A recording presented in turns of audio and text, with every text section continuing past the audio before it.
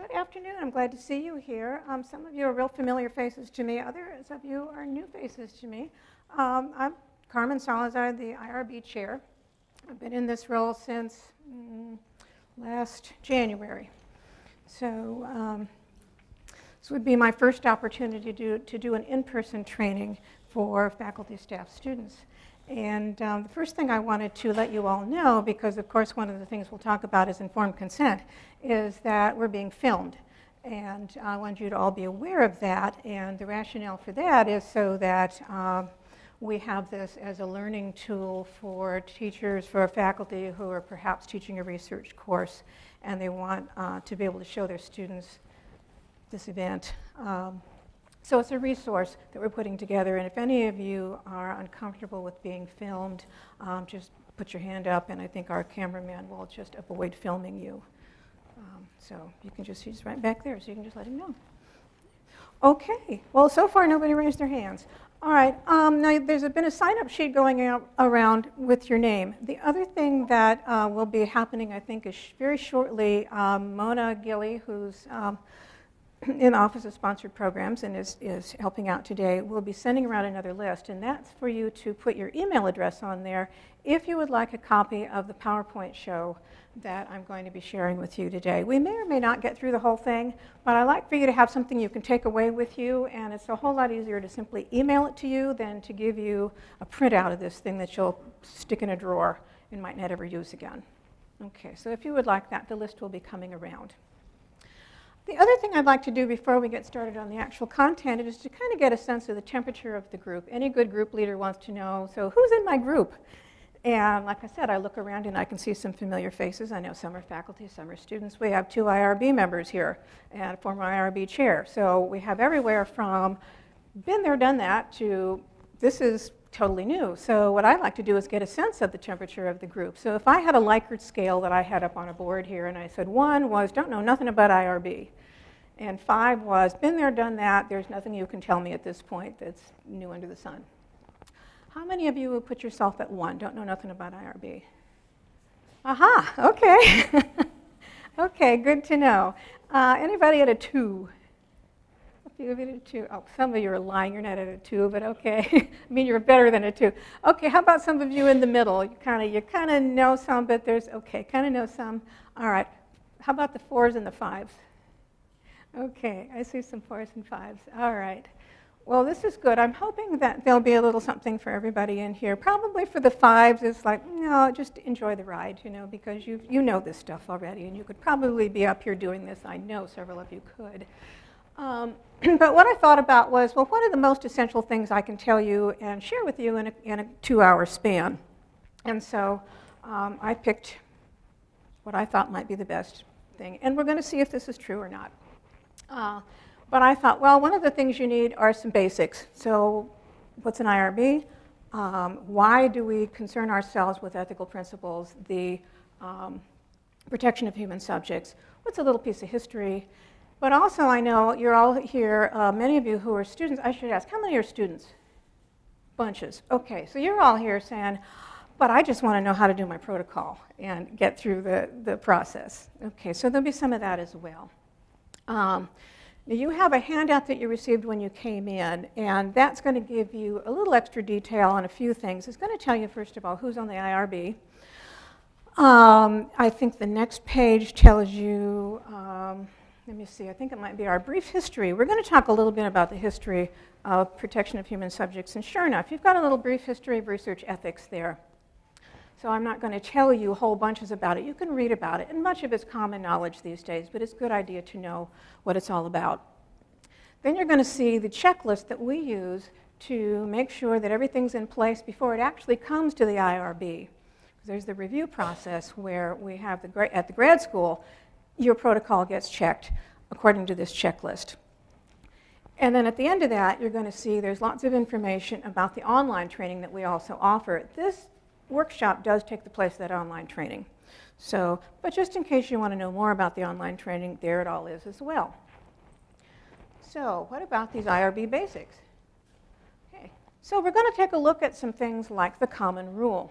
Important thing to know. Like I said, ethical principles, some history, and then how to navigate the process. And I'm all assuming you know how to read, so I'm not going to read PowerPoint slides to you the whole time.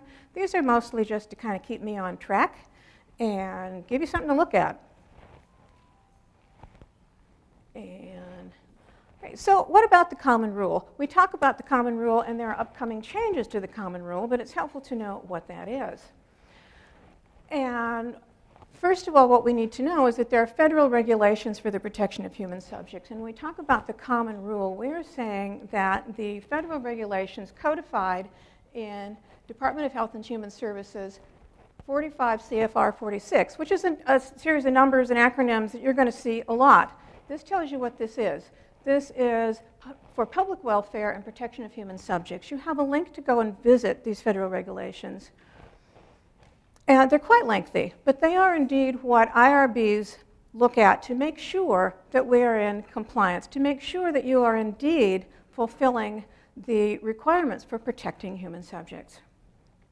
It's called the Common Rule because there are at least 17 agencies at this point that have adopted these regulations, including universities. Okay, so we don't get counted among the 17. It's 17 agencies and then also universities. And so we're all following what's now considered the common rule for protection of human subjects. And so what that common rule provides us with is this baseline of ethical standards for research that involves human subjects. And the common rule is based on ethical principles found in something called the Belmont Report. You've got a little blurb about the Belmont Report in your handout. I'm going to share with you a little bit about it and also a link to find it. And I do believe there's also a link posted on our grad school website. But you got one here as well. We'll talk about how the Belmont Report came about in a little bit, but for now we want to take a look at the 3 ethical principles that undergird the Belmont Report and in turn are the foundation for the ethics of human research in the United States. So let me ask you something. When we talk about respect for persons, what do we mean?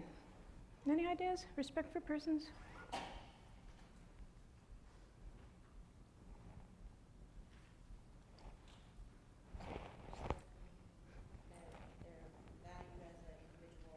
Okay. Yeah, okay, respect for their safety, also thinking about them as an overall human being, not just as a subject. Because it's really easy to think, well, I'm working with subjects, they're there for me to do my research on, and we forget sometimes, no, really, they're helping us with our research, and we need to safeguard their well-being. We think of beneficence, okay? Doing some good, not doing harm, okay? And justice, okay? Making sure that people are treated fairly. And we'll take a look at each one of those in just a minute. But as we put together our research protocols, we always want to make sure that we're looking at all 3 of these principles and finding a balance. Okay? So respect for persons. You're absolutely right. We're looking at, well, who are these human beings? What are their rights? Okay? And one of the things we do is we acknowledge autonomy. Okay? So when we think of a person's autonomy, what comes to mind? It's one of those snazzy words we use a lot. What does it mean?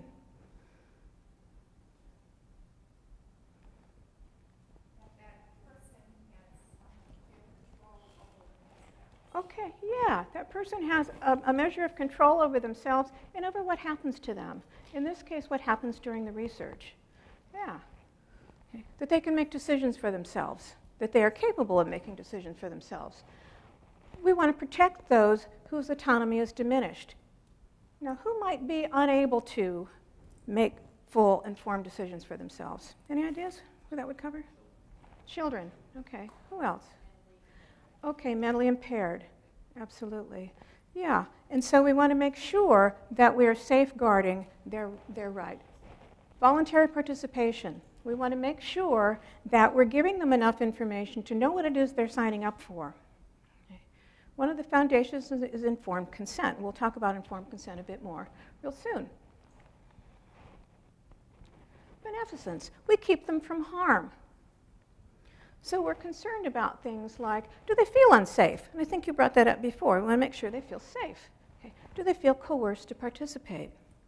And here we're looking at things like, well, typically we're not real overt, and it's like, oh, please be in my study, come and do this. And so we're actively coercing.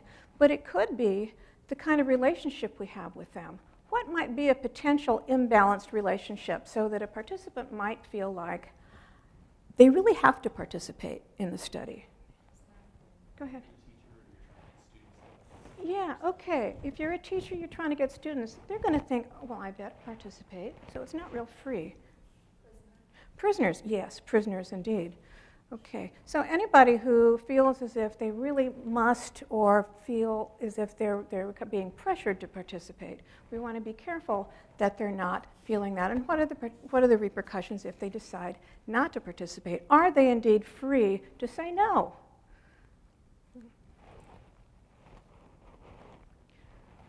Okay, we want to think about what other kind of harm we might be doing. Would their participation or their answers to our interview questions or our survey questions jeopardize them in some way? Could it hurt their financial standing? Would there be stigma if word got out about some of the answers they gave? If we're asking things about their mental health, for example, if somebody found out their answers, might there be stigma attached? So we want to think about how we safeguard. We want to maximize the benefits and minimize the harms. Well, that's a given, of course. We think, okay, we always have this balance. But we need to think about what's the benefit to participants. Is it enough that they've just helped you with your study? Is that enough of a benefit to them? It's a benefit to you. Is it enough benefit to them? Well, thank you. Your participation means you've helped with a research study. Is that enough? Okay. The rest of you are saying no. It really isn't. And once upon a time, I reviewed a protocol where that was essentially the benefit listed on the informed consent. It was, well, the benefit for you is that you have the opportunity to participate in a research study. I'm thinking, now, would most of us choose that in our spare time? Probably not. Okay, so you want to think about what's the benefit to the person, even if it's a little bit. Maybe it's to gain a little bit more self-understanding. They might be contributing something to your profession, but you want to say it in a way that they understand. Oh, this is what I'm giving you. So this is what I'm getting as my chance to help with that. You also want to think about how you've designed your study, how you've designed your interviews, or what kind of survey you're using, because it could be of harm if you haven't designed your study well, or if your instrument is weak. Why might there be harm in that? If you bring people in to do a survey or you gather them up to do interviews, and it's not a really good interview protocol, or your survey is not so strong, what's the harm in that? Any ideas?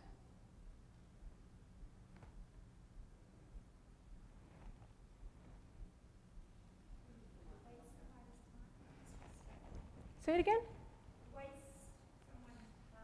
Yeah. Yeah, it's a matter of respect and wasting people's time. If you were on the receiving end of that, you wouldn't appreciate it if somebody brought you in and said, well, I want to interview you now, and then they interviewed you with questions that were mostly closed questions, and you could say yes, no, maybe, and you were there for an hour to be interviewed. That's a waste of your time, and so that's potential harm. Okay? So you want to think about, am I choosing instruments that are going to be useful? Am I designing a study that's put together well? Sometimes the IRB is going to take a look and say, well, have you thought about this aspect of your study? Have you thought about your interview questions, for example? And would there be ways to strengthen them? We're not the research police. We're not here to say, oh, bad you have to redesign your study because we don't like it. It's rather, we're always thinking, how are we using people's time? Okay? And how are they being protected? Justice. Well, this is interesting because, again, we're thinking of this balance. We want to be fair in who's included and who's excluded in your study. It's not enough to just say, well, it's real easy for me, for example, to get college students, but this is an issue that I want to really know about in the community as well, but I'm going to stick with college students because that's easier. Then perhaps you're oversampling college students. You might say, well, is it because they're simply easily available? That's not always a good enough answer, and that's something that for those of you who are students, you want to be working with your advisors to say, am I sampling this population because they're easy to get to? Am I really answering my research question? Okay. You want to think about gender, age, ethnicity, socioeconomic status. And you want to think about, for example, people of low SES may or may not feel that they have the freedom to say no to participating in a study, and they will sometimes be oversampled, again, because they're available. So we're going to take a look at a brief history of research ethics.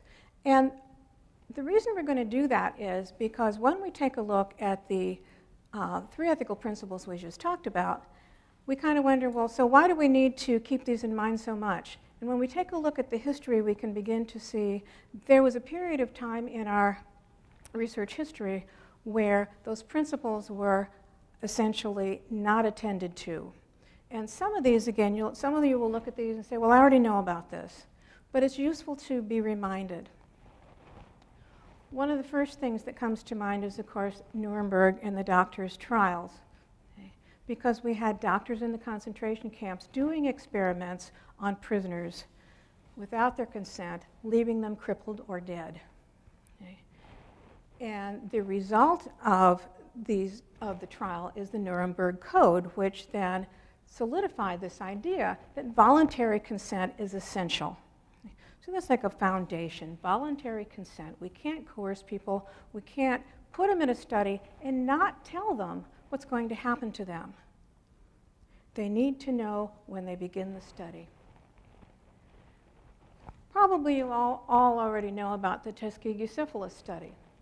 Started in 1932. Went on till 1972. For some of us, 1972 isn't that long ago. For some of you, it's really ancient history. But for some of us, it's not. We look at that and go, oh my God, that was still going on then? How could this be? Does anybody remember what happened in the Tuskegee syphilis study? Who the participants were? African American men. Yeah, and the interest was syphilis and the course of the disease. And so we had men, African American men, low-income men, who were not adequately informed about what the study was about. Some of them thought they were getting treatment. They did not. It simply was being studied to see the course of the disease over a 40-year span. And so many of them were withheld their treatment. They had no idea what was going on with them. Some of them thought they were being treated. Finally, in 1997, attention was so great to the misdeeds that were done to these men that President Clinton apologized. Long time later. A little link there that's going to take you to information about that study. A little bit more brief history. Guatemala in the 1940s. Government researchers going to Guatemala wanting to study STDs. And here we had hundreds of people infected with STDs. Only a third received treatment. And now we had another Clinton doing an apology, this time Hillary Clinton doing an apology in October 2010, so just a year ago, apologizing for those misdeeds. And again, a link for you to follow. Now, those were biomedical misdeeds, misconduct. We also, though, I think most of us in here are doing work in social sciences and so on. And so here we have a couple of them that are part of our history. Anybody familiar with Milgram's obedience to authority studies? Okay. Well, what he did was he set up an arrangement where his study participants thought that they were punishing Confederates in the other room. Okay? They thought the other people in the other room, they didn't realize they were Confederates. And so the kind of punishment they were giving for the perceived misbehavior was to administer shocks. And the shocks were of increasing intensity. And so the sounds they heard from these Confederates on the other side were incredible pain and screaming. And so these people who are administering the shocks think they're doing tremendous harm, when they in fact were not. Okay? The idea was to see, if you're told to do this, will you do this? And many of them did. And can you imagine finding out that about yourself, that if you're told to do this, that after a while you cave in and you administer shocks thinking that you're hurting somebody else? So it did a tremendous amount of damage to these participants. And then we have the Stanford prison experiment, which was supposed to last for 2 weeks. It only lasted for 6 days, where they were doing a simulation of prison life. And what they began to find, it was students in these roles, and what they began to find out was that the guards became totally sadistic. And the prisoners became depressed and demoralized. And it happened within a 6-day span, and so they had to cut the whole thing short. Okay. Well, they were interested in things like, do people follow the rules? And basically in the Milgram study, it was, well, how did the Holocaust happen? How did perfectly well-meaning German citizens follow directions and follow orders and create tremendous harm? So they wanted to find this out. They wanted to see about prison life, but they found that the damages were very great when they did their studies. Okay. Well, what we begin to see in the brief history is that shortly after those events, we had the National Research Act, 1974. Again, for some of us, not that long ago.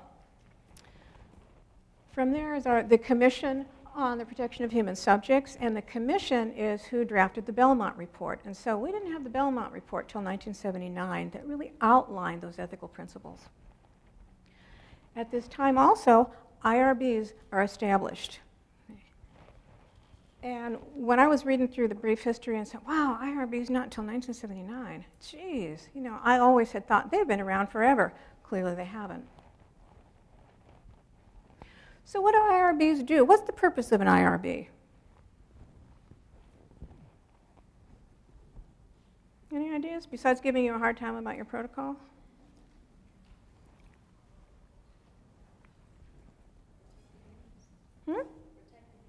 Protect the humans.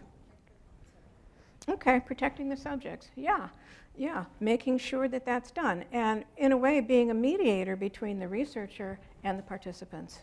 Okay. So it's our job to safeguard, and it's our job to help you succeed in doing your research, as well as to protect the human subjects. Well, this was another interesting fact that I hadn't realized until fairly recently, that it used to be that the researcher was the one who got to determine whether their research needed IRB approval. Did it need to be reviewed at all? But then in 1996, federal regulations for exempt research said all research needs to go through IRB review, even that which might turn out to be exempt from continuing IRB review. And it's the IRB who gets to decide, not the researcher. Used to be that researchers sometimes underestimated the potential harm to their subjects. And they thought it would be exempt, and they went ahead. And so it became necessary for IRBs to start reviewing everything. And so when in doubt, send it to the IRB. Fill out the protocol, send it to the IRB. Also, universities are audited for compliance, and that sounds really ominous. Now, I found out something interesting, too, quite recently about an event that happened at Virginia Commonwealth University. And only, now 11 years ago, the time's going by, only 11 years ago, but they were doing a genetics study. And the father of a participant complained because he said some of the questions on the survey were really invasive, and they asked too much about family history. And I don't know all the details of the study, but what I do know is that his complaint resulted in the Office of Human Research Protection, which is a national organization, temporarily suspending all the human research studies being done at this university. It was only for a month, but can you imagine? No. All the research stopping, coming to a grinding halt for a month. Okay. That's a pretty major thing. So it's like, okay, you're working on your dissertation. It's like, okay, you have to stop now for a month. Okay. You go, wait a minute. And so what it made evident is that they're real serious about compliance. Okay. Well, that sounds ominous. Oh my gosh. So what does that mean to us? Well, all right, at Texas A&M University Commerce, we are concerned with compliance. We have compliance officers. Dr. Headley is the compliance officer for the university. We have compliance chairs. That's the IRB chair, the Institutional Animal Care and Use Committee chair, and the Biosafety chair are all compliance officers. And we have lots of support staff, and so we're always concerned with compliance. Okay? And so all of us, are adhering to the federal regulations, the state regulations, local regulations, and this link is going to take you to the grad school website and show you all the good information about this. And again, it's like, wow, okay, this sounds really ominous. So what does that mean to you as researchers? Well, what it means is that indeed we're all in this together. Okay. So we want to be a team. We want to work as a team. The IRB working with you. You know, and who all is on the team? Well, you think about if you're a student, okay, who helps you initially develop your research ideas? Students, who helps you to start out? Your major professor. Okay, so they're part of the team. Okay, you're part of the team, they're part of the team. Okay, who else might be part of the team? What happens when you have put together your protocol and it's not going to the IRB yet? Where's it going first? Department. Okay, department. And so your department IRB people are going to help you. They're part of your team as well. Grad school's part of your team. The IRB is part of your team. And so we're all doing this together so that you succeed and so that the people who are participating in your studies are protected. Okay. So it's not like you're out there all on your lonesome or that the IRB is going to come and pounce on you. It's rather you've got a whole team working together to help you succeed. So how do we do that? So my guess is students, you're saying, yep, these are the things I really wanted to know about. That other stuff's interesting, but this is it. This is what I really want to know. Okay. And when I saw this little graphic, I thought, yeah, that was me the first time. First time I ever had to do an IRB protocol all by my lonesome. I don't remember how I ever got my protocol done when I was a doctoral student. I'm sure I had help. I know I did one. But it's all a big blank now. But I remember vividly the first time I did one as a researcher on my own. And it was here at A&M Commerce. And I looked at the protocol form and went, huh? Okay. What am I supposed to do now? And I thought here, oh dear, I felt so lost. I thought, oh no. So I thought, okay, who can help me? So I went to a colleague who actually was on the IRB, my colleague in my department, and I said, help. Okay. Help me get started. And so remembering that really well helps me keep mindful when every time a researcher turns in a protocol and there are things that need a little work. It's like, I think we've all been there at one time or another. And for every student who submits a protocol, chances are this is your first shot at doing this. Okay? So always remember that. So we're going to take a look at some questions you want to ask about your research. We'll take a look at the kinds of review. You want to know, well, what's going to help me avoid the pitfalls? How am I going to do this right? Some things to avoid and some timelines that are going to be helpful to you. Okay. So how about that first question? Well, are you using human subjects? Because not all research involves human subjects. All right, so are they living, breathing human beings? Seems like a silly question, but it's helpful to know. Are you working with human subjects? Okay. How are you obtaining your data? Are you interacting with them? Okay. Are you handing them surveys? Are you interviewing them? Are you bringing in a new and interesting kind of treatment for them to try out, something new and different that you're piloting in the classroom? Do you have a really nifty software package that you want people to try and then you want to find out how it's helped them learn, what they think about it and all that good stuff? Okay. So you're providing some kind of intervention with them. Okay. I mean, you could be coming in, and we've had some really neat studies coming out of the counseling department where Doctoral students will go in and provide treatment like sand tray therapy or play therapy to kids in the schools. And they want to know, well, okay, now that you've had this treatment, how are you dealing with your anger, for example? Have your social skills improved, things like that. And so they're interacting with them, they're providing an intervention, definitely dealing with human subjects. Okay. If you're using previously collected data, if it has private information in it, you're still, in a way, you're dealing with the human subject because it's their private information. You want to ask yourself, what's the purpose of the information? Well, here's an interesting question. Is what you're doing research, or is what you're doing evaluation? So it's important to recognize what research is. It's systematic investigation. Here's an important piece. It contributes to generalizable knowledge. And typically, if you were doing a dissertation, if you're doing a thesis, you're going to want to publish it or present. If you're a faculty member doing research, chances are you want to publish, right? We kind of need to publish for tenure and promotion. So we're going to want to publish. We're going to presentations. So we're disseminating the knowledge, it's generalizable knowledge. We're presenting it out there in a public way. Okay. So it's written or it's verbal. And so that's the intention. So if what you're doing fits that category, you're doing research.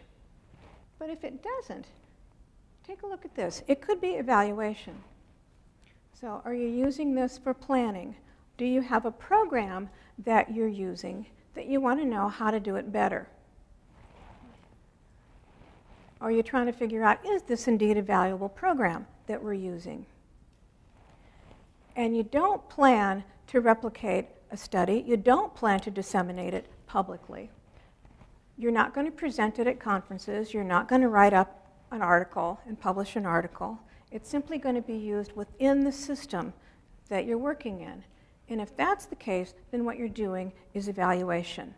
Okay? So it doesn't meet the definition of research. So who are your participants? And I really like the term participant. Subject to me always has a sound like it's somebody that we're doing something to, whereas participants has such a nice flavor to it. It's like they're part of the process. It's much easier to remember, these are folks that we want to safeguard their well-being. They're not just subjects in my study. So I like, who are your participants? Will they be vulnerable populations? Okay. And so clearly we have categories. Pregnant women are vulnerable. Prisoners might feel coerced to participate. They can't leave. Okay. They might feel as if they can't say no. Children and adolescents under 18 years old. So what makes them vulnerable, a vulnerable audience? What makes kids vulnerable? Okay, yeah, they don't have that maturity yet, and so they may not fully understand. It behooves us to make sure that they do understand in terms that they can comprehend. But we consider them vulnerable populations. And I'm sure there are some adolescents who are nearing 18 years old who think they're not the least bit vulnerable. They know everything there is to know, and they're already adults, except according to these regulations, they are not yet adults. Okay. Nursing home residents, elderly, could be vulnerable populations. People who are institutionalized. And I put a couple of examples because I recall vividly back when I was on the IRB, the first time around, we had a fellow who wanted to do a study with kids who were in juvenile detention. And what we recognized was, okay, because these kids are in juvenile detention and they don't have the freedom to leave, they're considered prisoners. They are vulnerable. And therefore, when he came for the full board review, we asked also for a representative from the Juvenile Detention Center to come and be an advocate for the kids, okay, to make sure that their well-being was being safeguarded and that the research was consistent with the setting. Okay. That could be true also for folks who are in substance abuse treatment centers. I chaired a dissertation recently with a student who went in, and it was adult women in the residential treatment facility for substance abuse. And yet we really had to think about, are they prisoners? Well, some of them could check themselves out, but not everybody could. Okay? And simply because they were impaired because of the substance abuse, it was like, wait a second, we need to consider them a vulnerable population as well. Yeah. And so you really have to think about this. Well, what makes this a vulnerable population? And sometimes you might not think of them that way, and then the IRB is going to say, hi, you know what, we need to really think about this and reevaluate, and you may need to bring a representative from that site. Okay, children and adolescents. Okay. If you're doing tests to see what they've learned, we're looking at exempt from IRB continued review, but not exempt from being reviewed by the IRB to begin with. Because it used to be you could say, oh, I think it's exempt and just not send it in. Now the IRB gets to decide for you, is this indeed exempt? If you're doing surveys, interviews, if you're observing the children's behavior, definitely subject to review, and that means continuing IRB review. Something to keep in mind, too, that sometimes folks forget is that if you're going to be doing work in the schools, if you're coming in to intervene with the kids in some way, you're going to need permission from the school district. And so that means the superintendent's going to need to know. And if it's multiple schools, all those superintendents are going to need to know what you're doing, what you intend to do. And the principal of the school or schools is going to also need to know, and they're going to need to provide written consent for you to come into the school district, to come into the school. And so the IRB is going to ask you for that. How many of you work in the schools right now? Okay. Do any of you work in school districts where your district has its own IRB procedures? No? You're not sure, or you don't have it? Okay. Okay. There are school districts who are now developing their own IRB process, and so it gives you a two-tiered thing to go through. If you're going to community colleges these days, community colleges are now starting to develop their own IRBs.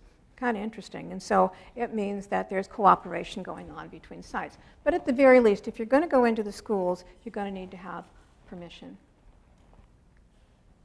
Okay. Are your participants at risk? Okay. Sensitive information. What sorts of things might be sensitive information?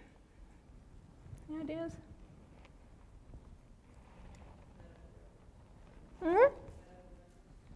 Yeah.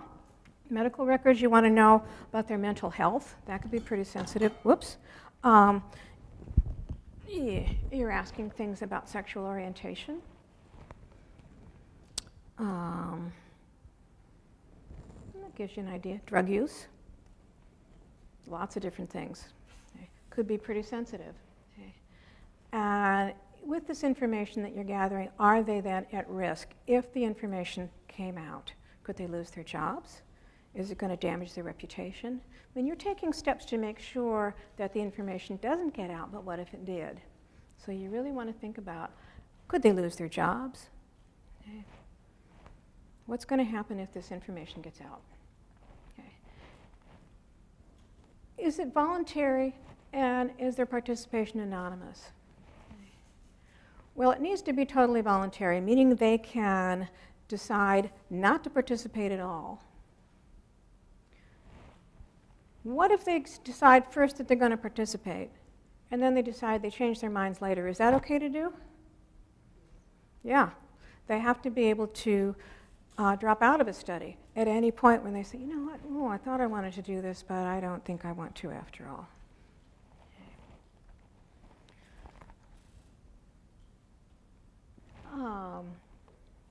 In terms of voluntary, if they were to drop out, would you want to safeguard that there's no repercussions for dropping out? You can say, sure, you can drop out any time, but what if it means, well, suddenly I don't get to work with this really neat software, or suddenly I don't get to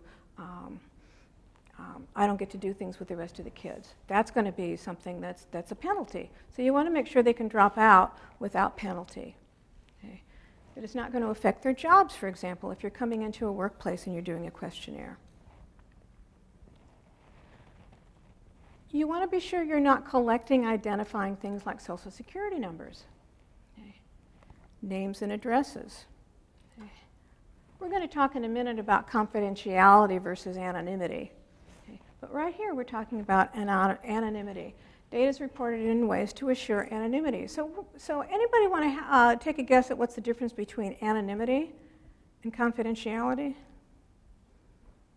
If anonymity means we don't have any idea who you are, can we always promise that there's absolutely no way that I don't know who you are when I collect the data? You know, nobody ever is going to, there's going to be no record anywhere whatsoever that says who you are. Can we guarantee that 100%? Not really. Sometimes we can. If we're doing, for example, an online survey, they log in, they log out, they're done. It comes to us, we've got it on SurveyMonkey, and then we download it, and we've got all our data to play with. We're not going to know who they are. So it's anonymous. We can say, it's an anonymous survey. Nobody ever knows who you are. Okay? But suppose you're going to interview people. Well, you see them. Okay? You know who they are. You know, they get to choose a pseudonym in their interview.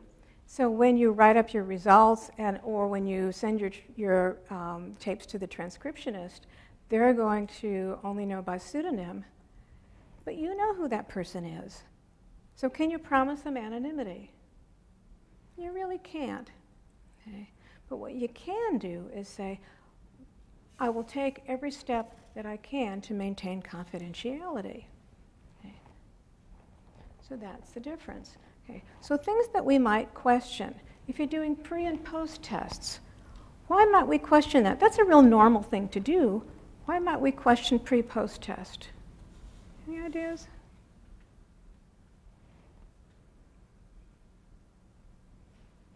You would have to know who did the pre-test and the post-test. Exactly. Yeah, because you've got to be able to match the pre and the post. So you need to know who did it the first time around and match up the post-test. Absolutely. Yeah. So then the question becomes, so how are you going to safeguard their confidentiality? Okay. You could use a number. So number 1 took the pre-test, number 1 took the post-test, and we can match them up instead of saying the student's name, for example. Okay. The kind of demographic information you're collecting. You know, if you're asking lots of personal information, then the question becomes, so to what use are you going to put this? Is this germane to your study? Okay. Are you collecting their addresses? If so, why do you need their addresses? Okay. You planning to go visit them? Are you going to send them a thank you note? You know, what are you going to do? This can, again, compromise confidentiality. Okay. Social security numbers, no reason why you should need those. Okay. Follow-up contacts. Sometimes people say, well, I want to be able to have them eligible for a drawing for a DVR player. And so they need to provide their follow-up information. Okay. They can do that voluntarily. Okay. But if it's a requirement where you have to give me follow-up information, then it's not voluntary. And then there's concerns. If you're going to videotape or audio tape somebody, what are some things you might do to safeguard people's confidentiality? Any ideas?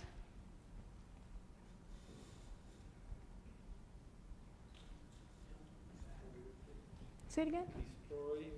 Okay, you destroy the tapes after transcriptions are done, and after it's typically you save things for 3 years after your study is complete. But what you do is you keep tapes and you keep transcriptions in a locked box, and you're very careful about, if you're giving them to a transcriptionist, you're real careful about how those travel, okay?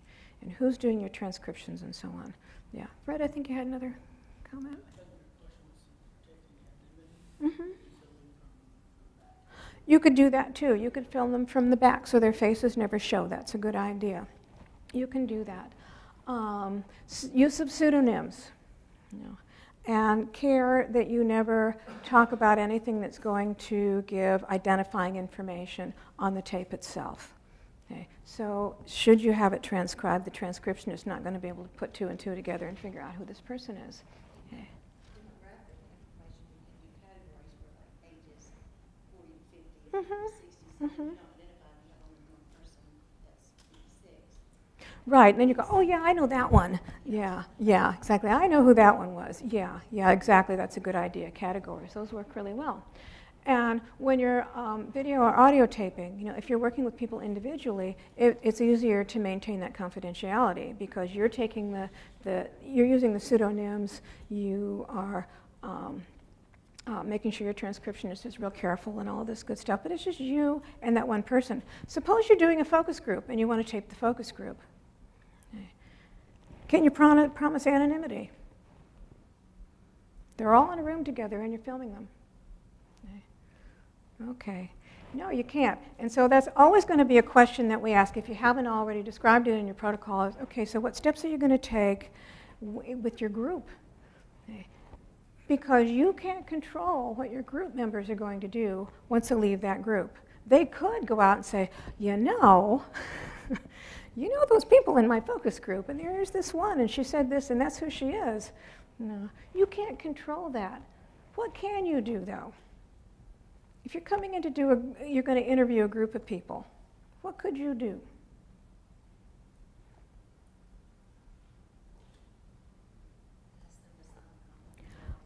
Absolutely. You can ask them to sign a confidentiality statement. You can do it verbally and explain to them, you know, we can't control each person's actions once they leave here, but it's important for all of us that confidentiality is maintained so that everybody is safe in here.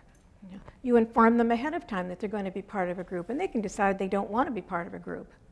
But if they do agree to be part of the group, you need to let them know how the steps you're going to take, but then also impress upon them that it's up to them as well to maintain that confidentiality. Okay? So the big question is always going to be, if it's not anonymous and you're thinking in terms of confidentiality, what steps will you take to safeguard confidentiality? So always be thinking about that when you're writing up your risks to participants and that risk-benefit ratio. Okay. How are you going to use the information? Are you going to publish it? You're going to put it on a website. Is it going to be part of a news release? You're going to present. You're going to write an article. Okay. If that's the case, okay, then it's research. Okay. It's out there. If you're looking at program evaluation, then it doesn't fit under that category of research. Okay. But again, very few of you are going to say, geez, I'm going to do all this work and I'm not going to publish. I think all of you who are students, my guess is you want to publish your dissertation or your thesis at some point, right? It's the beginning of your research agenda. Okay. What's the funding source? If you have, if you're getting funding for an external grant or you're going for a grant, you're hoping for a grant, you can file a limited protocol. That's posted on the grad school website. That'll get you started. Also, if you have collaborative efforts with other agencies, other universities, agencies, and so on, your protocol is going to get reviewed by us. It's going to likely be reviewed by the other agency as well. And so you just have to do your time management so you know everybody's got to take a look at it. Okay. So we got 3 types of review. And my guess is that most of you are going to do studies that fall in the middle category. We'll take a look at all 3.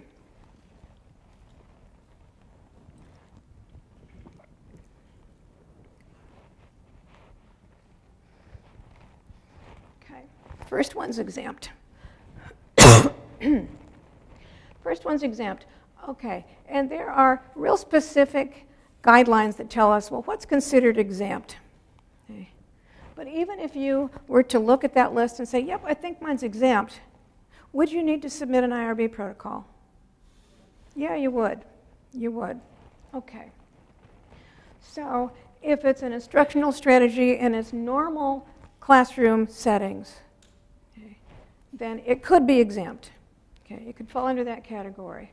Educational tests. If you're observing public behavior, okay, people are already out there doing this stuff. Okay, so it's nothing private. Then it's exempt. Now here's an interesting thing. There's a lot of question these days about, well, what's public behavior on the internet? Okay. It gets to be really tricky. What's public and what's private? What's public information? What's considered private information? Okay. I think there was recently a concern at Harvard, and ironically, I think, isn't Harvard where Facebook first got started? Yeah, well, it had to do with Facebook research. And the big question became is what these researchers are studying, communications on Facebook, is this public or private?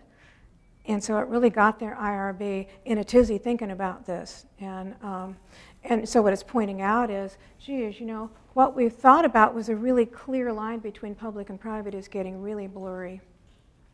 And I mentioned earlier, I think, that there are going to be some changes to the common rule. And I'll give you a nifty little link to be able to find out more about that at the end of this. But one of the reasons they're looking at updating the common rule has been in use since 1991. So we're looking at 20 years. Things have changed in 20 years. And one of the things that's changed is the use of the internet for research, okay, for not only collecting, not only doing surveys and things, you know, the old Survey Monkey thing, but for gathering data off things like internet sites and such. Okay, so another one is if it's existing data that's publicly available and there's no identifying information on it. If it's publicly available and it's de-identified, then it falls under exempt program evaluation. Taste testing. Okay. So you say, which do you like better? you like this one, you like this one, which one's tastier? That's exempt. Okay, because you're not saying, tell me the story of your life in relation to you and Coke. You know, it's, which one do you like better? So that's exempt. But you still have to let the IRB decide. Okay. The other thing is that even if the IRB says, yep, your study's exempt, you're going, okay, this is great. And what it means it's exempt from further IRB oversight. Okay. Not from initial review, but from further oversight. If something changes in your study, and all of a sudden it doesn't meet one of those categories we saw before, then you need to inform the IRB of the change, because chances are your study is no longer exempt. Okay. So we're not going to be following you around to find out if there's a change, but it's ethically, you know, if you say, oh, gee, you know what, things have changed, I'm not sure it fits these categories anymore, you let us know. And then we're going to look at saying, we need to review this again. Okay. Expedited. Now here's an important piece. No more than minimal risk. Okay. Well, a rule of thumb is if it's the kind of risk that somebody goes through in daily life, that's no more than minimal risk. That's pretty minimal, okay, daily life. But sometimes that's open to interpretation. Because, for example, if we are asking people about painful events in their lives, if we're asking them to reconsider things that have happened in their lives that maybe have caused them lots of grief, if we're asking them about behaviors, current behaviors, that are things like, about their alcohol use, their drug use, for example, it might feel to them like it's more than day-to-day risk. It might feel really emotionally risky to them. And so what seems minimal to us might not be minimal to them, so we need to keep that sort of thing in mind. Okay. But for expedited review, the rule of thumb is no more than minimal risk. And so that can cover things like if you're working with healthy people doing moderate exercise, that's fine. Okay. But if you are interested in people over 65 and how well they maintain their balance on a treadmill, that may or may not, depending on the 65-year-old, that may or may not be minimal risk. Chances are we're going to say not really minimal risk. Okay. If you are using non-invasive procedures, so you're not really doing an experiment, okay, you're simply you're recording your data in a way that doesn't invade their privacy, that doesn't upset their day. If it's individual behavior or group behavior and there's no manipulation and it's not stressful, then okay, we look at chances are no more than minimal risk, expedited review. If your subjects can be identified, what this means is it's going to fall in this category rather than exempt because they can be identified. Okay. You might find, though, that depending on who your subjects are, it might fall into full board. But at the least, it's at expedited, not minimal, and not exempt. Okay. So what is, and then voice recordings. Okay, that's another one that fits that category. So what does expedited review mean? Okay. Well, it means that the IRB does indeed review it. It just doesn't need to go to the full board. Okay. Okay. And it means that the IRB will continue to monitor your work. Okay. And in a little bit, we'll talk about timelines and stuff and things about continuations of your research. Yeah?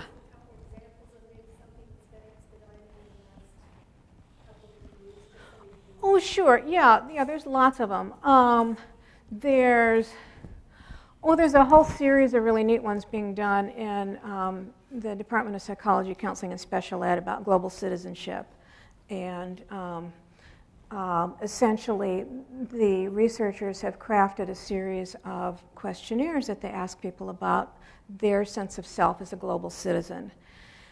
And sometimes what they'll do is they will show them a video that will get them thinking about this idea of being a global citizen. They might have scenarios that they take a look at, or it simply might be questionnaires, or it might be, well, they have a brief experience that gets them thinking about this global citizenship idea, and then it's like, okay, now take the survey, and you're done.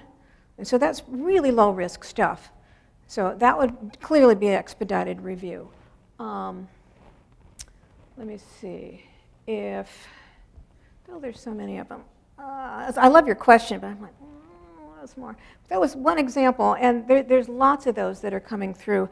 Psychology has a real active lab, and almost everything that goes through there is expedited.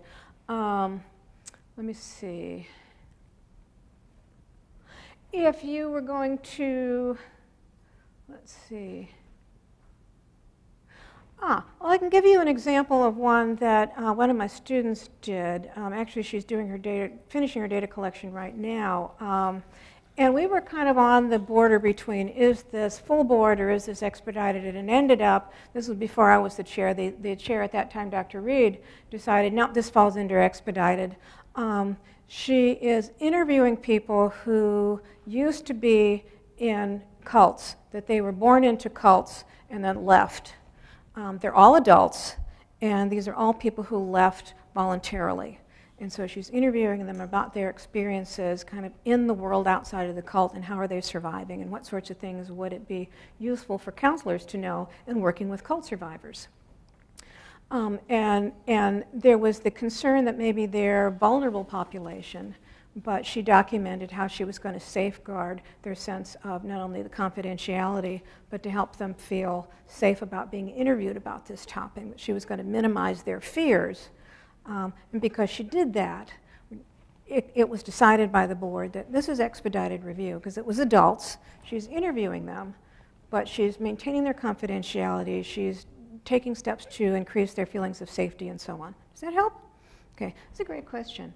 Okay. But in these cases, yeah, you know who your participants are. They can be identified in some way, so it's not anonymous. Okay, then we get to full board review. Okay.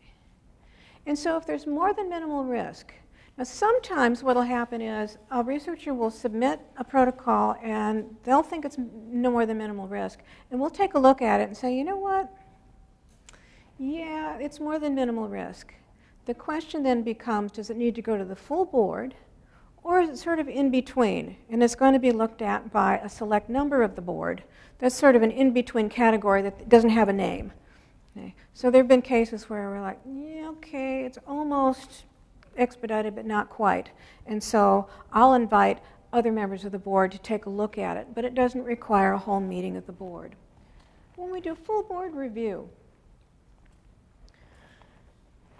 what it means is that the whole board meets, and they meet with you as the researcher. If you're a student, we encourage your advisor to come. Okay. If you're a faculty member, anybody on your research team is invited to come. If it's with a population that's a vulnerable population, we'll say, okay, you need to bring somebody from the agency or the organization, the residential treatment facility, and so on. And you come and you meet with the whole board, which sounds ominous. Okay. But we tend to be pretty nice to people, and we are there to make sure that all the steps are taken to look after your human subjects, okay? That all possible steps are taken. And so if your research is more than minimal risk, if there's vulnerable groups involved, okay, sensitive questions, stress, okay, and if it doesn't fit either of the previous categories, then you're going to be going to full board. Okay, so it's pretty much a given in most cases. If you're going to be going into the schools, for example, and doing research with kids, you're going to be coming in and visiting the full board. Okay. And all it means is that we get together with you and we work, again, as a team to help you succeed, to help you do well, and to help you protect the human subjects. Okay. And we have a member of the board here. We had two members of the board here, and one of them had to leave. But I have one member of the board here, and I think you can say, too, we're not mean to researchers. No, we're not. We're nice. We're nice. Yeah, not warm and fuzzy, but we're nice to researchers. We don't eat researchers for lunch. Okay. Okay, so how about things that helped you get it right the first time, so you don't have to get lots of little notes from either from the graduate school saying, here's another little thing you need to do, or notes from me saying, here's some more things you need to do. You want to minimize that. The first thing is give yourself lots of time. Okay, how about a show of hands? How many of us are overbooked and always in a process of taking on too much and being tired? Okay, there's just a couple of you who didn't raise your hands, and I say, yay for you. I wish I knew the secret. Okay, and so all of us tend to say, wow, you know, I've got this deadline, I want to meet the deadline, and then the deadline gets closer and it's a big scramble. Okay. What you want to do is make sure, though, that when you're working on your protocol, you start early. Okay. Give yourself lots of time to do revisions. Okay. And that means that revisions when, if you're a student, revisions with you and your advisor. Okay. And then it's going to be, whether you're students or faculty, it's going to be you and then the department level or college level Protection of Human Subjects Committee. Because they're going to look at it and say, geez, you know, there's these other things that we could tweak. It's a guarantee that when we do, what any of us who write, you know, if we write for publication, if we write a student paper, if we're writing up our protocols, we think it's brilliant when we're done with it. And then somebody else looks at it and says, but you know, there's this other little thing you could say or you didn't say. Or could you tweak it this way? And you find out that they've told you something really useful. So plenty of time for revisions, because also what you're going to find is when it comes to the grad school, there's going to be a series of criteria that are used to make sure you have everything in your protocol. And we'll look at those in a little bit.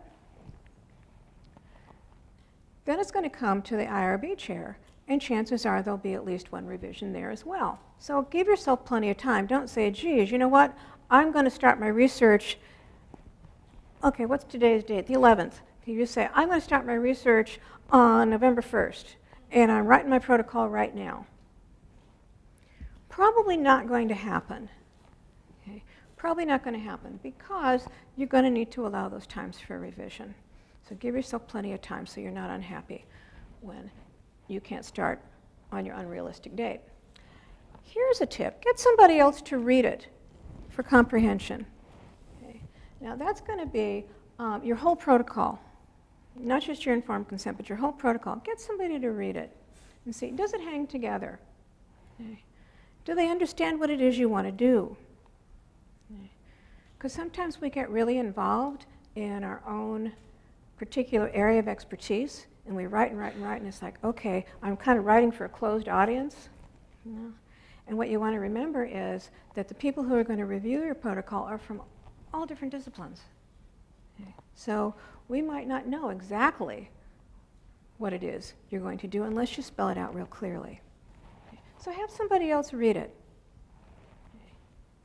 Work with your advisor if you're a student. Okay. Another little piece is think about the mechanics of what you're going to do in your study. Sometimes you get real bogged down on here's the theoretical basis of everything I'm going to do. And so we get in an IRB protocol 5 pages of really wonderfully written theory. And it's like, this is great, but what are you going to do? So we're like, okay, now, and in some ways I think, wow, I just learned a whole bunch about this whole topic I didn't know about. This is terrific, but what are they going to do? And so what we're really looking at is, what are the procedures you're going to follow? So think about, how do I express this clearly? I'm saying, okay, I'm seeing Dr. Sabo, who's on the board, going, yes. I see Joshie in the grad school, who screens everything, going, yes. Okay. Okay. So really, really, really think about, what are your procedures? What are you going to do when you interact with your participants? What are you going to be asking them to do? How will you be collecting your data? How will you be safeguarding confidentiality? Okay. The actual mechanics of all of it. How are you protecting them? Sure. I understand more about procedures but there still needs to be some information. You bet. Mm-hmm. Absolutely. Yeah, and thank you. It's finding that balance. Because we're going to want to know, well, so why this study? Yeah, so you don't want to just start, well, here's what I'm going to do. You want to give us a little background so we can say, and it's nice if you throw in a few references so we can say, oh, okay, they didn't just dream this up. Because occasionally we've received protocols where they're just kind of telling us, this is what I'm going to go in and do, and all this, and we're like, well, okay, why? Why? And you're going to ask people to do all these things. Why do you want them to do this? What possible basis is there for this? So they'll get a letter back that says, please ground this in the literature. Identify for us what's the need for this study. What is it that you hope to accomplish with this? And that gives us a sense of that risk and benefit ratio. So what's the benefit of doing this study? Or are you just asking people to do these things just because it seemed like a nifty idea? Okay. So yeah, you want to strike that balance. Okay. And here's your tips for informed consent. Now, how many of you have taken a look at the grad school website recently? Not many. Okay, I recommend that you do. Okay, a few of you. I recommend that you do because there's not only the IRB protocol form itself, but there's informed consent forms, samples for you to look at. Samples of child assent forms for you to look at. And so you can model your own after those. We're trying to make things as user-friendly as possible. And I know I learn really well by example. If I can look at something somebody's successfully done, then that really helps me model my own work. And so we're putting more things like that up there for people to make your job easier. We're going to be adding more things. I think our IRB website is really a work in progress, and we're always figuring out how are we going to make it better, how are we going to streamline things, and ultimately make your job easier. And so consent forms, okay, are for adults. Assent forms. Who gets the assent forms? Kids, children and adolescents, the folks under 18. Okay. Because they have the right to be informed about what they're involved in also. Legally, they can't give consent, but they can assent to participating. Okay. They can say, yep, I know what it is you want me to do, and I'm willing to do that. And I understand that I can say no anytime I want to. And I won't get hurt, I won't get punished, I won't lose anything. Teacher won't get mad at me, none of that bad stuff's going to happen. No. Yeah. Can you talk a little bit about child accent across different age groups? Sure. Okay. Well, if they're really little, little kids. We had a study a while back. I'm thinking it was I think it was an imaginary friend study. There's some folks interested in little kids' development of imaginary friends. And now I forget how the study was designed, but the little kids needed to, and now I'm drawing a blank. I forget what the interaction was itself, but there was some kind of little interaction they did. It was a little game and a little something that they played with, and they looked at these drawings and all this good stuff. And they were little bitty kids. They were like 6, 7 years old, 5 years old. Well, they weren't at a stage where they could read a whole form. And so what it meant was that the researchers needed to sit down with them and explain in words that the kids could understand. This is what we're going to do. This is what we'd like you to do. This is why we're doing this. And basically, are you comfortable with this? And so explaining it to the small ones. There was a study a while back with, it was young kids with autism, diagnosed with autism. And it needed to be assent. And in addition to the assent, the researchers needed to be alert to any kind of nonverbal signals the kids gave that indicated, I don't want to do this anymore, because these were kids with autism. Okay. And it was a real fun intervention they were doing, but it's like, okay, we need to make sure we're really watching. And so the researchers needed to say, not only have I explained to the kids, but I'm paying attention to their nonverbal indicators that they want to withdraw now. Okay, now you're thinking getting further up into the older age range. Okay, so we get kids in later elementary school, we get kids in middle school, kids in high school. One would hope they can read clearly and be able to read an assent form. We have sample assent forms. Okay. You want to think about who your audience is. What's their age range? What's their likely reading comprehension? And so you want to create the wording so that it fits the age range in their level of reading comprehension. So you don't come up with something that's got all this marvelous, these long sentences. And I don't know about you, but I'm really guilty of, I write run-on sentences, and then I have to go back and say, oh, that's awful, and I go and I cut them into a couple of sentences. Okay, so you don't want to fill it full of run-on sentences. You want to make sure they can understand what it is, what are the procedures, and so on, and they can sign an assent form. But without parental consent, it's not enough. Okay. And the parents can consent, but the child can decide they don't want to do it, so they don't give assent. So they don't have to do it, even though parents said they can. Okay. Now, were there more that you wanted to talk about? That was it? Pretty well covered it? Okay. Yeah. So assent can be verbal, it can be written. Okay. Either one, but it needs to be to the level that they understand. Okay, and they can withdraw assent just like an adult can withdraw consent. Let's say in public schools, there's data available on TEA website that is general, but subtops are kind of specific information. And then you're going to use that information along with some other things from a group of students. Okay. Would you still need the student and parent permission if the information is available? Okay, the publicly available information, if it's de-identified, if you can't identify a specific student, you can use that and you don't need a written consent for that part. But if you're also coming in with, with what? Like if it's you're requesting discipline. If you're coming in to look at discipline records and so on, if you're coming in to look at things in their files, then you do need consent and assent for that. Yeah, so if it's publicly available, no. If it's not publicly available, then yes, you do. And we often get studies that combine the two. Okay, and so if it were just publicly available, it would be considered an exempt study, but it combines them, and so it's not. Okay. Okay, so we already covered some of these things. Here's another piece that I notice sometimes is sometimes folks will write up this really great description of their research project in the body of the protocol, and then in the informed consent, it doesn't agree with what they just said. And so make sure that both parts agree.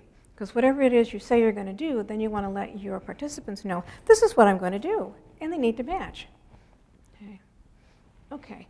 And you need to be telling them things like, this is how long you're going to be involved in this. If I'm going to interview you, it's for about this long. Okay. And another piece. Get somebody who doesn't know anything about your study to read your informed consent. Okay. Make sure that based on that, they would understand what you're asking them to do.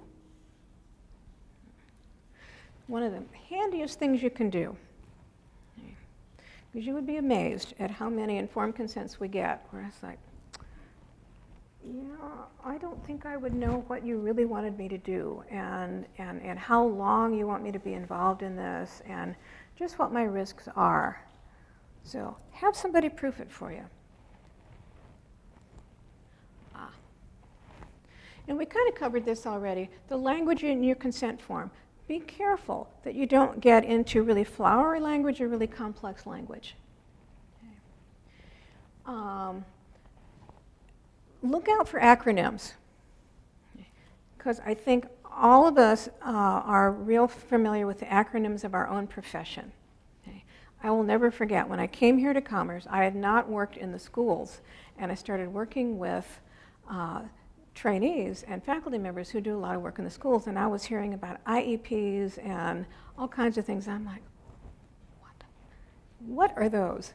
And had to have lots of things decoded, and then all the acronyms for the local organizations and all this stuff, and the agencies, and I'm like, I don't know what these things are. Learned over time. But you want to make sure, again, that you're remembering that the people who are reading your protocol, first of all, and then the people who are reading your informed consent to become participants might not know what all these acronyms are. Okay? So make things really clear. Something that happens too is that sometimes the consent forms don't have all the contact information listed on there. You want to make sure if you're a student, it's your name and your advisor's name and the IRB chair all go on there.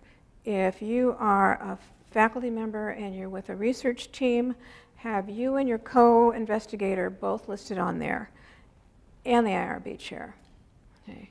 And all those little samples are on the grad school website, so you can just look at those and go, okay, if I've got these things, I've got it covered. Okay. And you're going to see on the samples as well, there's little headings for different areas that you're covering, and so make sure all those things are on there, all those things are addressed. But here's another one that gets people tangled up sometimes, and it's the use of first person. Okay. And you're going to get feedback that'll say, please change first person to third. Okay. And it often shows up in things like the little part where you want people to sign, and it says, I understand all the things spelled out above, and I agree I'm going to participate in this study. Sounds fine, but what's the problem with it? Why would we want you to change that? Somebody's signing something that says, I agree to the following. Any ideas? Sounds like you're intimidating and you're obligated. Yeah. How dare you sign this and back out? Yeah. You can't refuse to sign this because it says right there, I agree to do this. So it could be kind of intimidating. It could sound coercive, and that wouldn't be your intention at all. But it could sound coercive. And it could be a minor thing, but it could sound coercive. And so the simplest thing is simply remove it and say, the undersigned agrees. Okay. Simple. So you just take out that first person. And even at the beginning, if you're identifying yourself and saying that you're the researcher and so on, instead of saying, I'm Carmen Salazar from this department and I'm doing this study and I really want you to be in it and that sort of thing, all those I's in there. Sounds very friendly, but it also could be coercive. It's like, oh, come on, come and be part of my study. And so if you keep it third person, okay, this research is being conducted by, or the researcher, Carmen Salazar, is going to do the following, is inviting you to participate in this study. And there it sounds formal. It gives a little distance. It takes out that element of coercion. Okay. make sure that you're real clear when you're describing in your protocol who's your sample and what's your sample size. Be real clear about it and be consistent about it in all parts of your protocol. Make sure it's real clear to us how you're going to collect your data, how you're going to recruit people. And if you're going to use things like flyers, if you're going to use email announcements, you're going to call up school principals, that sort of thing, we're going to say, you know what, we're going to need a copy of the flyer. We're going to need a copy of the telephone script you're going to use. We're going to need a copy of that email announcement that you're going to send out. Why do you suppose we're going to ask for samples of all of that? Not just to pester you. Why do you suppose we would? Make sure you thought it out. Yeah, make sure you thought it out. Yeah, yeah. And what else? Say it again? Yeah, okay, protects, yeah, because these are going out to the public, and they're intended for participants. And I'm not sure how many times, but a number of times, what I've seen is people have written really great informed consent forms. They follow everything, it's all in third person, and it's just great. And then they do a flyer that says, hi, I'm doing my dissertation, and I really want you to be in my study. You know, please come and do this. And all the good stuff they did in their informed consent just got forgotten. Okay. And so we need to see the samples to be able to say, oh, wait a second, the same standards you use for informed consent need to be on the flyer. Okay. You need to explain, if you're going to call up principals, you need to explain to them clearly what it is you're asking to do in their school. Okay. So yeah, we'll ask for samples. And so if you know you're going to use that stuff, provide that stuff when it first comes to the IRB, and we'll just be such happy campers. Instead of me having to say, oh, you know what, if you're going to do this, then give us a sample. Okay. You want to be real clear about who's the principal investigator. Yeah. Do you have a co-investigator? Okay. Who's your advisor? If you're a student, sometimes you're doing your dissertation or your thesis. Sometimes you're involved in a research project that's not for either of those. And you are working with one of the faculty members. Are they being an advisor to you? Are they a co-investigator? You need to make that real clear. Who's in what role? Okay. Who are the people on your research team? Site permission letters. You'll see on the new IRB protocol form that there's this little place to check off, and it says site permission required, yes, no. And if it's yes, then have you included your site permission letter? And so that's, for example, the letter to the superintendent of the school district that you want to go in and collect data in, and a letter to the principal as well. And so you're not providing us yet with a signed letter, you're providing us with the sample letter you're going to send them. So we get to take a look at it and make sure it's worded correctly. And then what we'll tell you is, okay, now that it's proofed and it's all stated correctly, now we're going to need you to get this formal permission and submit that letter to us, the signed copy of the letter, because that's going to say, okay, we know that they actually know what you're going to do, and they said it's okay to come do this. Okay. Okay, just real quick, we'll take a look at the timeline. Okay. First step is going to be either department level or college-wide Human Subjects Committee. And we're working on a new model that's still in progress, and I'm not sure yet just when it's all going to be fully established. But Dr. Headley and I proposed a new model for oversight at the department and college level, so that the College of Education and Human Services will still have departmental protection of human subjects committees, because that's the college that tends to produce the highest number by far of human subjects research. The other three colleges do some, but nowhere near as much. And what we were beginning to notice is that we have lots of departmental review committees, and sometimes the departments produce maybe one or none at all human subjects research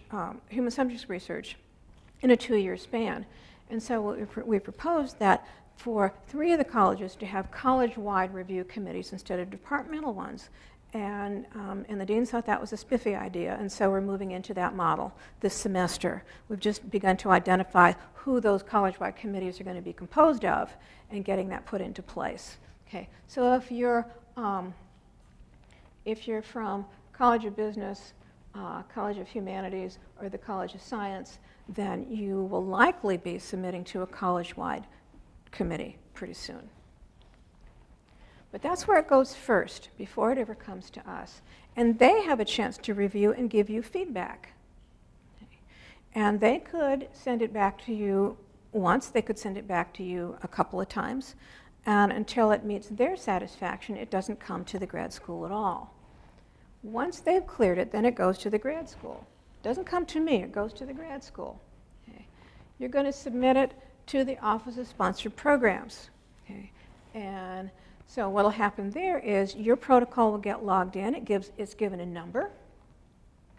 And then it's evaluated against the checklist, and you have all those 27 points on your handout. Okay, and it looks like, oh my gosh, all these little things. But what you'll see is we'll take a look at those. It should be on page about 3 or 4. Oh, it's in there somewhere. Here it is. Yeah, exactly. The majority are in informed consent. Okay, and so some of it is, okay, this it's not review process. Where'd it go? It is criteria for evaluating protocols, and so it's on your, next to the last page. Okay? So if you take a look at that, so we're looking at things about your research design. Right? Is it clear? We take a look at your recruitment of subjects. How about privacy and confidentiality? Okay. Big one, risk and benefit analysis. Okay. What are the risks? What are the benefits? How great are the risks? Are they indeed minimal risks, or are they greater than minimal risks? Don't forget you're going to, if you sign up, did we send around the email list yet, Mona? It's gone around? Okay. If you give us your email address, you're going to get this thing sent to you, so you don't have to write it all down. You all have this handout. Okay. But absolutely, the biggest part is items 15 through 27, informed consent. And the thing to remember is that informed consent is a process. It's not a one-time thing. And I think as when Dr. Brown, when you asked about assent for the different age ranges, it really pointed out that whole idea that informed consent is a process. You know, that people can, and assent is a process as well. You can look at the informed consent as a subject and say, yep, I agree to this. I'll be in your study. I'll answer your questions. I'll take your survey and so on. And you sign it, or you click on the little link if it's a SurveyMonkey thing or something like that. But you can decide later on, you say, I don't want to do this after all. You know, I'm uncomfortable with these questions. I want to withdraw. Or I don't know how to answer the survey. The questions are confusing. More than once I've said I'd be on take somebody's survey and I get partway through and go, I have no idea how to answer this, and get frustrated and then end up withdrawing. You know, but people can change their minds. Little kids can decide, you know, this isn't fun anymore. I don't want to deal with this. I want to stop this.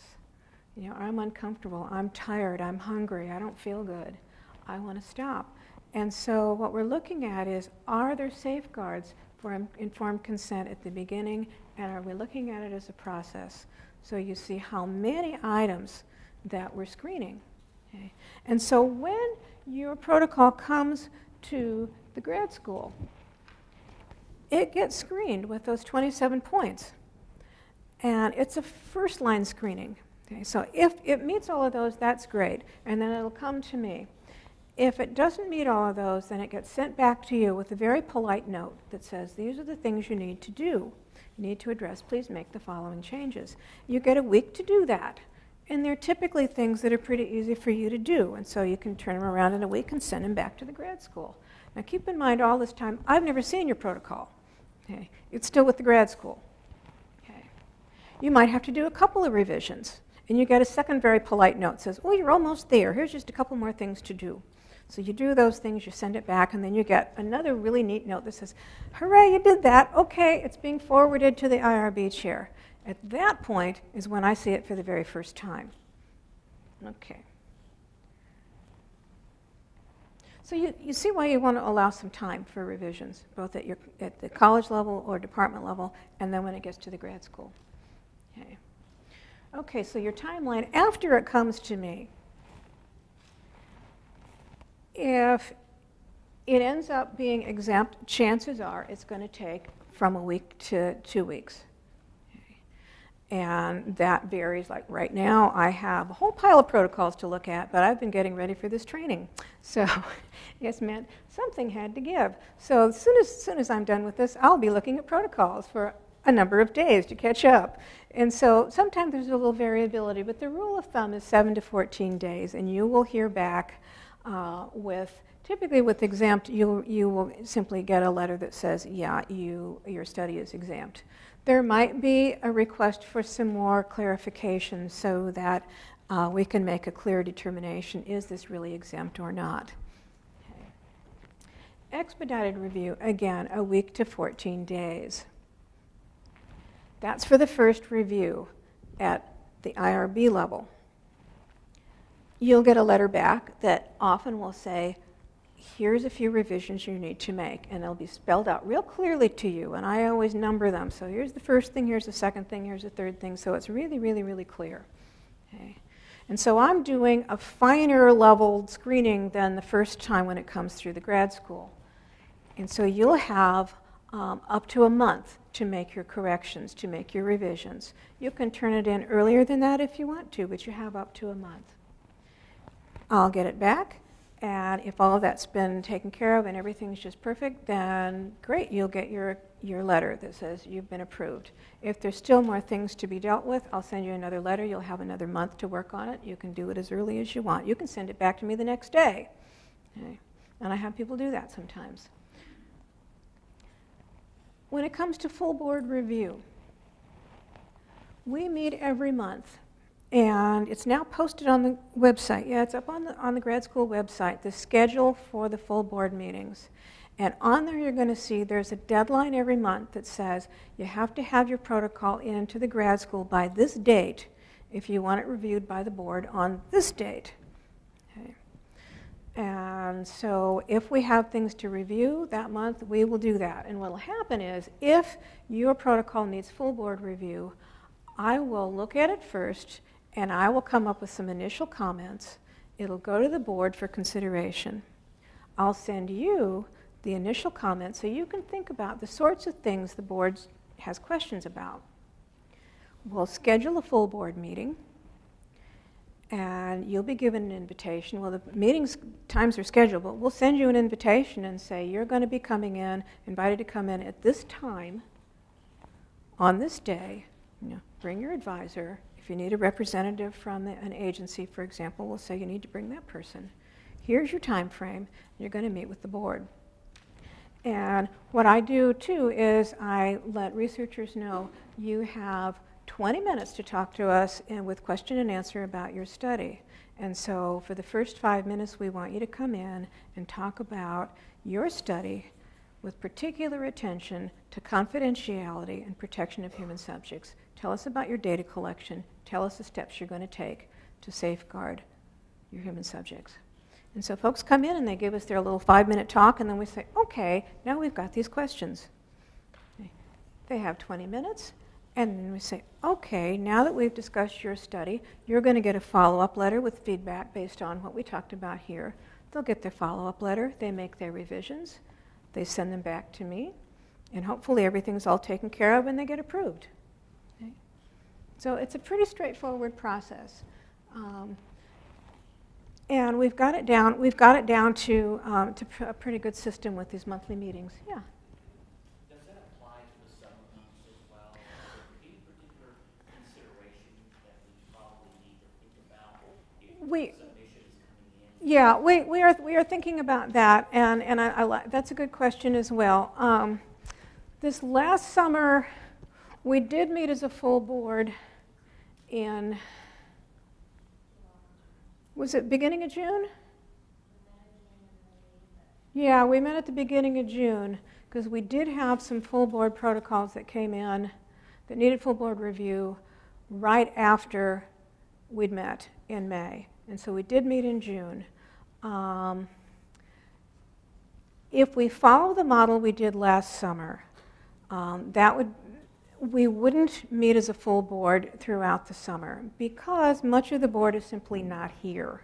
And so you can't have a full board meeting without the board. It makes it difficult. And so I think in our schedule we have, I forget when it begins and ends. You've got it right there. Everybody's got it in their handout? Oh, okay. I don't have a copy. Okay. But there is a gap in there during the summer simply because the board is not here and available to meet. You have to have a quorum of the board in order to meet.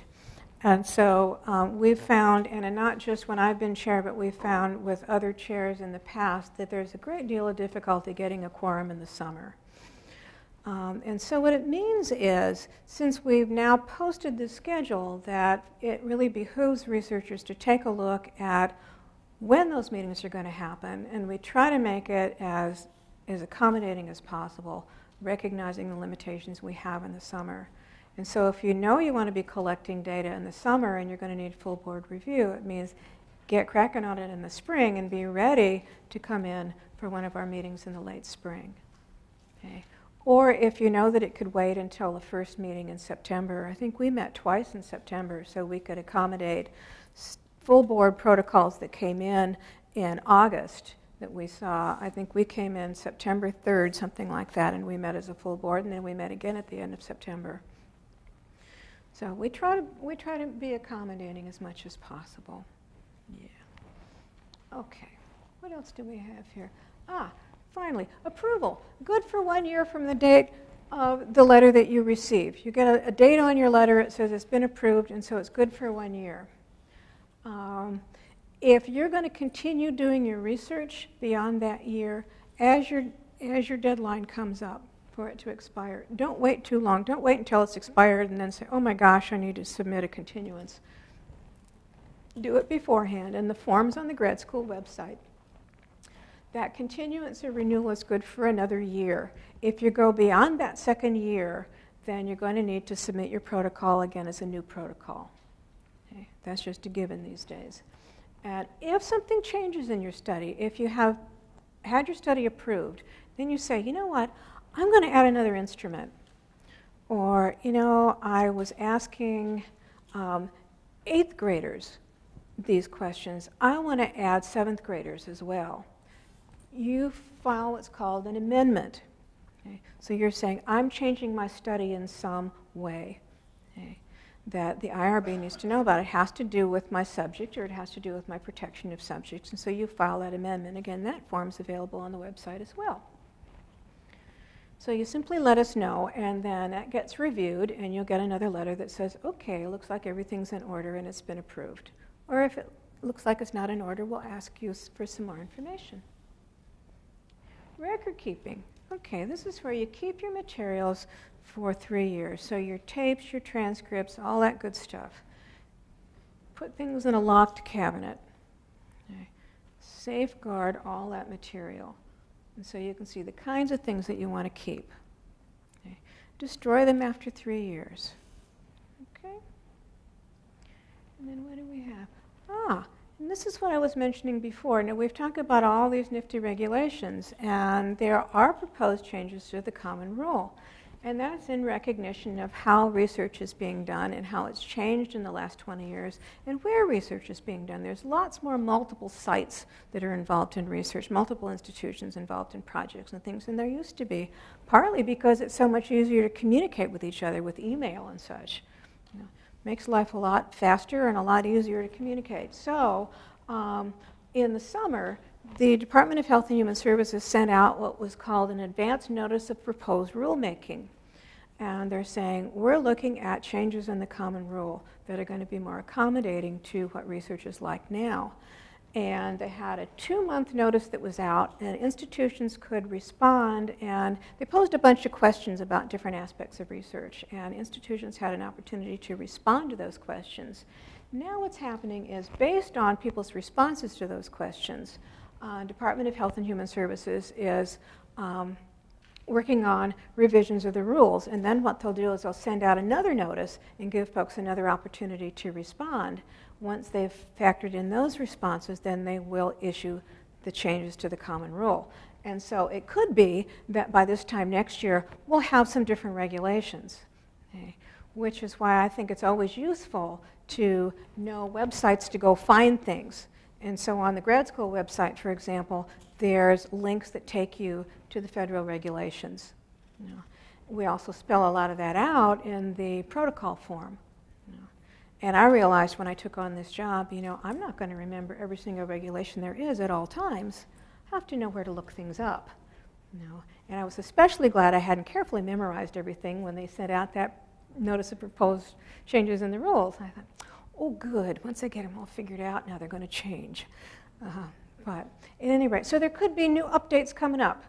But this link takes you not only to the press release that says, announcing the proposed changes, but it also gives you links in that announcement that takes you to the 20-page document that gives the narrative of what the changes are and the kinds of questions they pose to institutions to respond to. But it also has this nifty little chart that compares what the rules have been and the possible changes they're going to make, and you might find that real interesting. So got all kinds of fun resources there. And this thank you was not to you folks. You had to be here because you needed the training. The thank you is to say, I've drawn from some really marvelous sources. One of them is Purdue University, another is Emory. Indiana University has a fabulous tutorial. And if you click on that link, it takes you to a 33-page printout of everything you ever wanted to know about the IRB and federal regulations. Is really nifty. And so rather than reinvent the wheel, I thought, geez, they've got some good resources out there. This OHRP is the Health and Human Services website that focuses on protection of human subjects in particular. So that's a good place to visit as well. Now I see some of you picking up your stuff thinking we're done. We're not actually done. So we're here till 3. So we have something else to do. A lot of the faculty and students are using archival data. Uh-huh. Could you talk a little bit about that process and what the expectations are when you're using archival data for your research? Okay, can you give us an example of what archival data means Maybe to you? test scores Mm-hmm. from a particular district that's going back 3 or 4 years, Right. or it could be a number of others. Yeah. The AEIS data. Exactly. Okay, and that's the sort of thing that you can go to the TEA website and you can access that information. So, Are there any recommendations, suggestions for researchers who are using archival data that you would like to share with us? Any issues surrounding that? I have not come across issues surrounding that. What's expected, and I've certainly received protocols where researchers have said, this is what I'm going to do. First of all, I had to learn the acronyms. What is this? What is this? AEIS. I'm like, huh. And once I figured out what the acronyms were, I went, okay, this is indeed publicly available information. And it is archived because this is previously collected test scores and so on. It's disidentified information. And so it means that at the very least, it needs to be reviewed. So you need to write up a protocol. You need to explain carefully that this is what you're going to do, that this is publicly available information, this is where it can be located, and so on. And I always go and I do a check just because I find it useful to me to say, okay, just how much are they going to get off this AIES? Did I get it right? AEIS, I was almost there. Thank you. Yeah. And so I go and I take a look around there, noodle around, and say, okay, yeah, it's right there. It's publicly available. Anybody, I don't have to be a teacher, I don't have to have the secret password, I can get on there and I can find it myself. So anybody could. In that case, it typically is either exempt from full board review or it falls under expedited. What I find sometimes is that students will use some of that information from the database, but then they'll also want to go in and do something like, I think what you were describing is also go in and look at the kids' discipline records. Or there's one recently I looked at that they were looking at district-wide information and they pulled it off the TEA website, but then they wanted to go in also and interview teachers. Now these were teachers, adults, so it was expedited, but it couldn't be exempt because they were also interviewing teachers. Okay. And so the advice is, anytime you're going to use something that's public information or archival data, something that's been collected, it's disidentified, okay, previously done, previously gathered, describe it really clearly. And be careful of acronyms and that you think that the IRB is going to know what that is, because it's like the secret handshake in your profession, because it's not in some of ours, because we're from a whole variety. We're everywhere from history to psychology to curriculum and instruction to lots of different departments on the IRB. And we have our community members, and they're really not going to know what these acronyms are.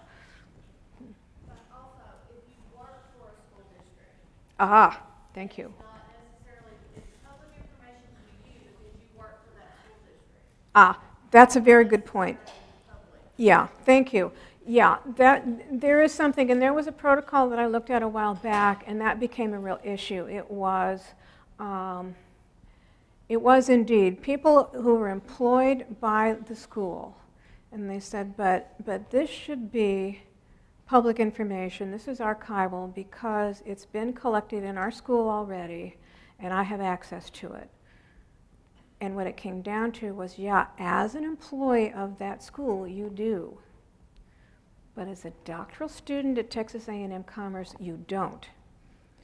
And so what we're looking at is when you go in as a researcher, not for your workplace, but for your dissertation, you are no longer an employee of that school. You are a researcher coming in from the outside. You don't have access to that information. Therefore, you don't get an exemption on it. You have to do we have to have a full review, and there needs to be informed consent and so on. Yeah, thanks, Mona. That's a really important point. Okay, and that's probably what Dr. Brown was getting at. Especially if you plan to publish it. Oh, absolutely. Yeah. Yeah, it's private information, yeah. And so we're always looking at, well, am I working for an agency that's doing a study, and can I use their data and so on? All of this becomes a question. It becomes a little tricky. Other questions that you might have? But yeah.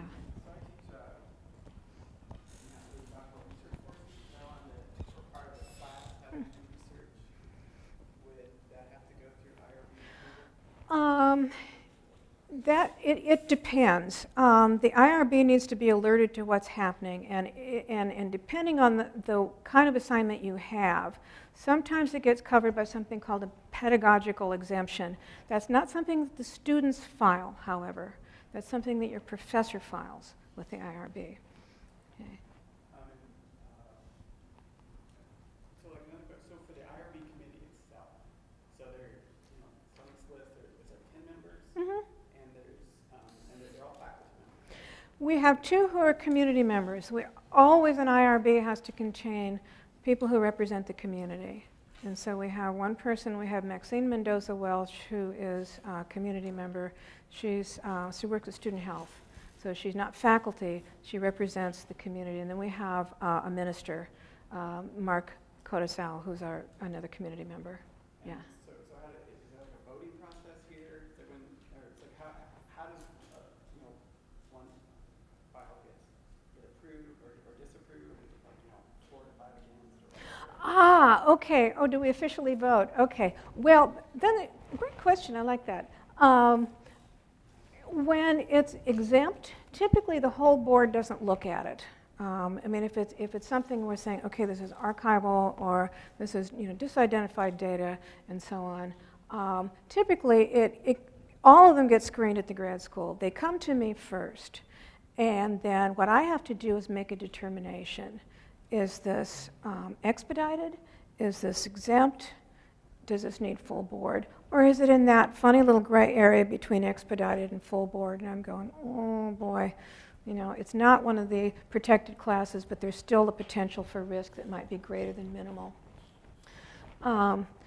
The exempt, typically, I'll do the review on that. I might contact an IRB member and say, geez, what do you think? Are we on the same page with this?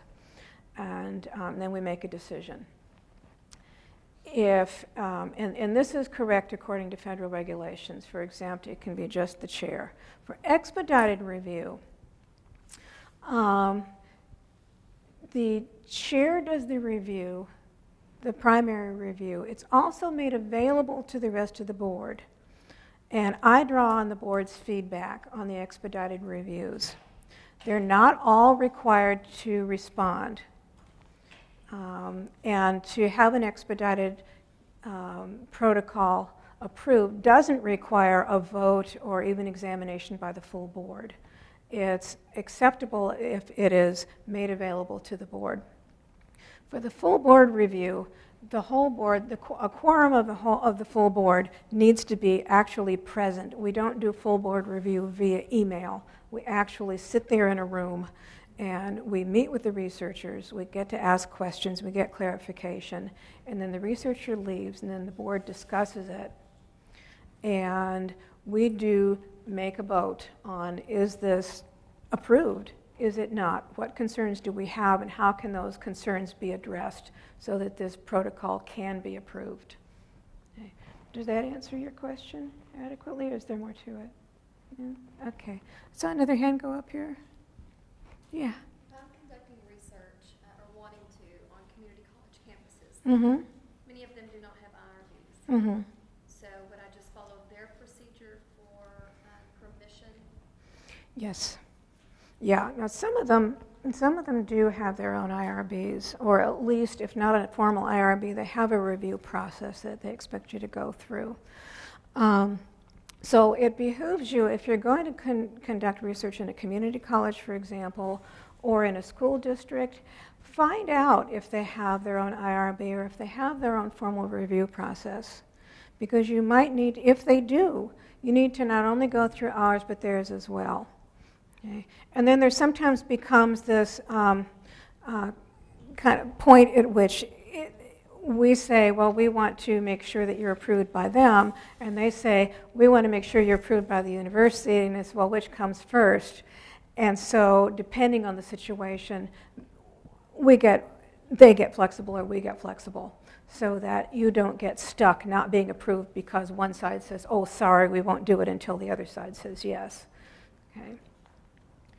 Okay, but always check and make sure. Okay. Other questions? Yeah. If you're doing research with elementary students, Mm-hmm.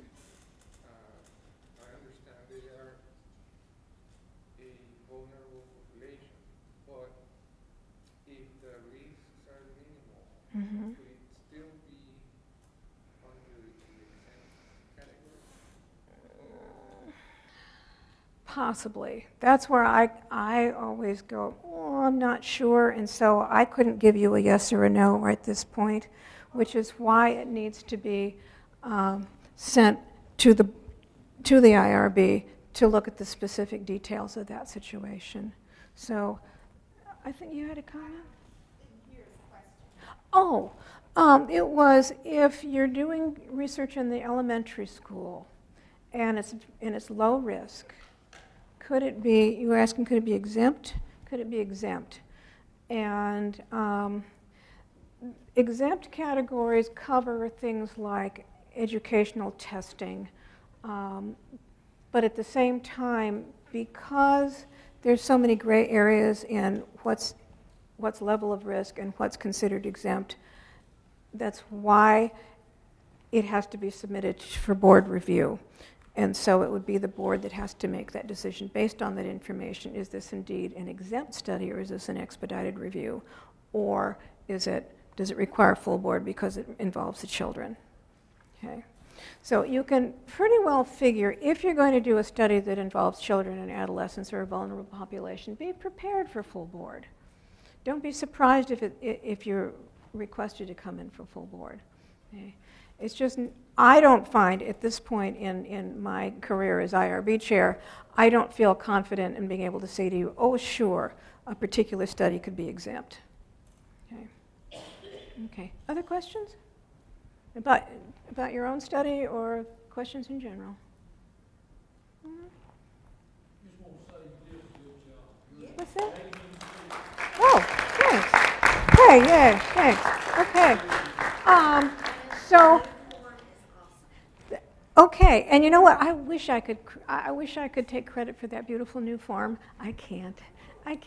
When Dr. Reed was chair, she got that process moving, and it took a lot of work by the board, and it took a lot of work by Mona in the graduate school to get those forms put together. And I was on the board at the end of that process and was really pleased to see that that was happening.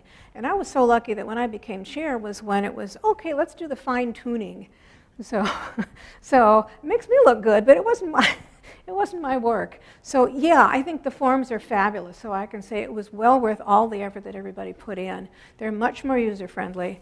And here's something. If you find yourself using the forms and there's something that is confusing to you, send us an email, send Mona an email and say, you know what, this part didn't make sense or this was hard to use, because we're always looking at how can we improve the forms. Okay, and are there other kinds of examples that you'd like to see posted? There's lots of neat examples on there. Spend some time on the website and see what's on there. It's really pretty spiffy stuff. Susan, you're just grinning. What? No. Oh, mine doesn't let me check the things either. Yeah. If you use a Mac, like I do, yeah, you're going to find that the forms are missing some of the little places to check boxes. Some of you are, yeah, yeah. But if you have what is it, Windows, whatever it is, Windows machine, and if you have the current thing, then you can see all the little boxes and you can actually check the boxes. I can see the boxes, but I can't check them. So, yeah. So it's not quite as Mac-friendly as one might hope. But the forms are there, and they're pretty nifty, and I think you'll find them real helpful. Okay. So be sure, if you want a copy of the PowerPoint show, leave your email address, and we will send that to you. Otherwise, you are finished, and thank you so much for being here. Okay.